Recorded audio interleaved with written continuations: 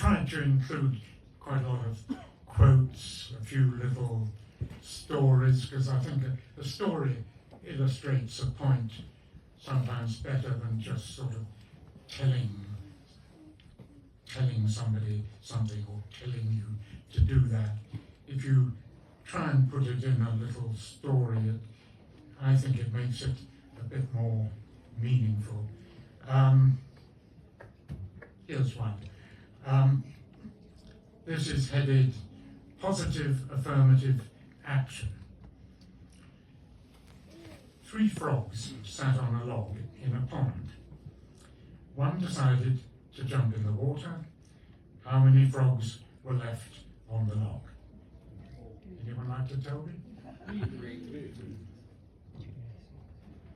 Well, the answer is 3, because none actually jumped. There is no point in deciding to do something unless you act on it. The road to hell is paved with good intentions. Half-truths are a way of avoiding action. Saying you will try is no good. Trying is lying, as they say in the fellowships.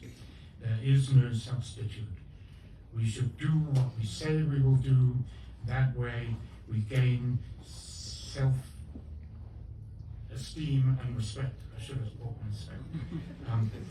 Will I be a positive person who always does what I say I will do? That's an example of one. Here's another little story.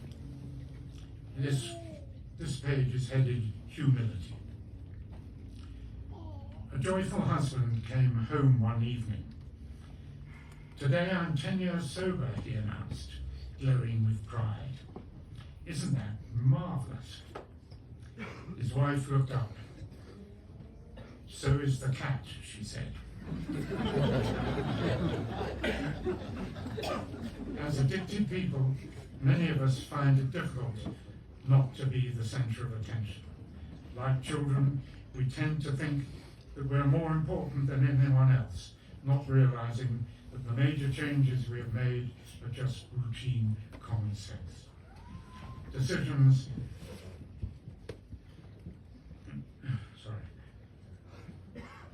Just common sense decisions made by the grown-ups. Mature decision-making consists of putting our long-term needs first and refraining from activities that are obviously self-destructive.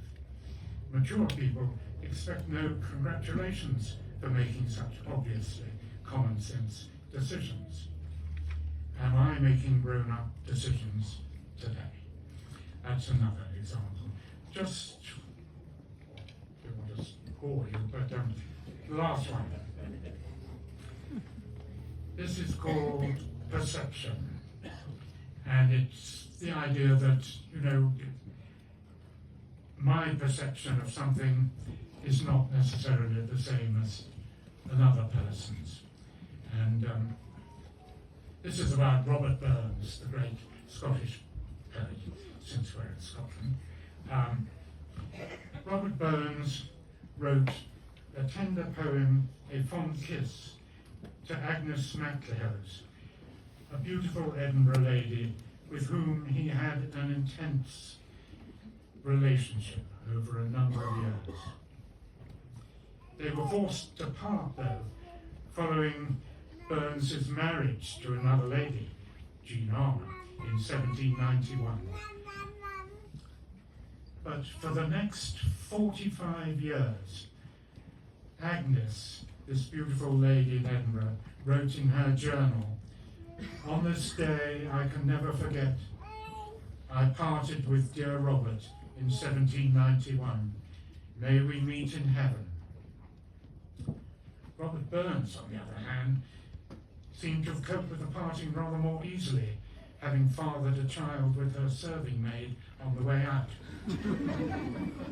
The story illustrates how two people can view one event in entirely different ways. That's a true story as well. Do I understand that the manner in which I perceive a situation is not necessarily the way that others perceive the same event. And my perception of the situation right now is that I've said enough. I think I'll leave it at that. But if you would like a copy of the book, they'll be on sale after this. So I'll sign any if you want to.